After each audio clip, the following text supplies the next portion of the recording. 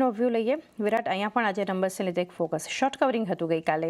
પરિણામ જે રીતે આવ્યા છે, નંબર્સ તો માર્જિન્સ એબિટા બધું ઘટતું જ દેખાડી રહ્યું છે, પરંતુ જ્યારે ચાર્ટ પર ચર્ચા કરી રહ્યા છે આઈજીએલના, કઈ રીતે જોઈ રહ્યા છો આપ?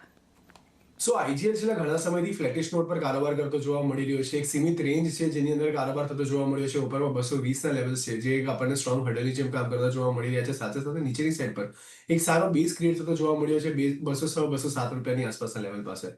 તો પ્રોબેબલી જ્યાં સુધી આ રેન્જની અંદર કારોબાર કરે છે ત્યાં સુધી રેન્જ બાઉન્ડ મુવમેન્ટ યથાવત રીતે જોવા મળી શકે. બધી મૂવિંગ એવરેજીસ પણ આપણને તેના ફ્લેટિશ નોટ પર કારોબાર કરતી જોવા મળી રહી છે. જે ફાસ્ટ મૂવિંગ હોય કે સ્લો મૂવિંગ એવરેજીસ હોય, બધી જ અત્યારે આપણને ફ્લેટિશ નોટ પર કારોબાર થતી જોવા મળી રહી છે. આરએસઆઈ પણ મિડ પોઈન્ટ પાસે સ્ટ્રગલ કરી રહ્યું છે.